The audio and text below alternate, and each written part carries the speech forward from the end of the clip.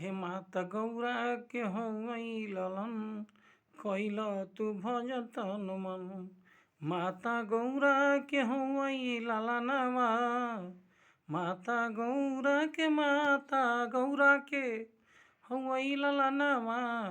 सब देवतन में पहिले होखेला पूजनवा। माता गौरा के हई ललनवा। सब देवतन में पहिले होखेला पूजनवा।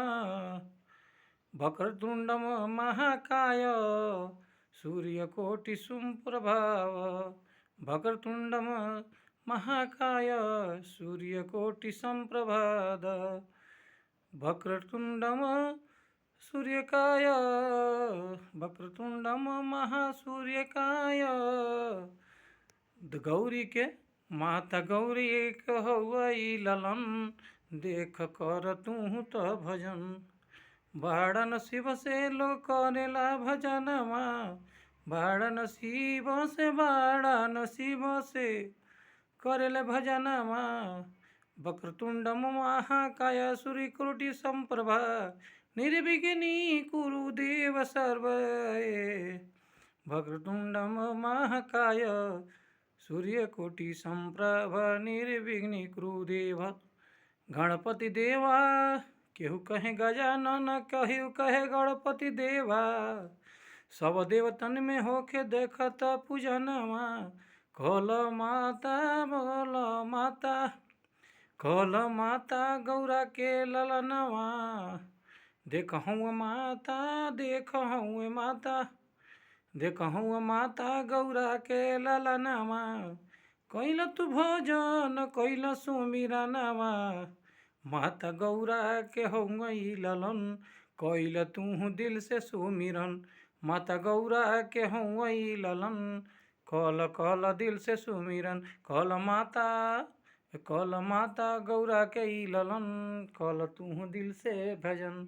माता गौरा के कर ललनवा। माता गौरा के हई ललनवा। कैल तू दिल से तो सुमिरनवा। कैल तू सुमिरनवा। केहू कहे गजानन केहू गणनायक। सब देख हूँ बुद्धि विनायक। अरे बुद्धि का देवता हूँ कल तू पूजनवा। माता गौरा के हई ललन कैल दिल से सुमिरन। माता गौरा के हई ललन कैल तू दिल से तो भजन। माता गौरा के हई ललन कैल तू दिल से भजन। माता गौरा के हई ललन त कैल तू दिल से भजन। माता गौरा के हई ललन कल तू दिल से सुमिरन। माता गौरा के हई ललन त कल दिल से सुमिरन। कल दिल से सुमिरन कल भजनवा। माता गौरा के हई ललनवा। कल दिल से तू देख सुमिरनवा। सब देवतन में पहिले होखेला पूजनवा। माता गौरा के हई ललन कल तू दिल से सुमिरन। माता गौरा के हई ललन त कल दिल से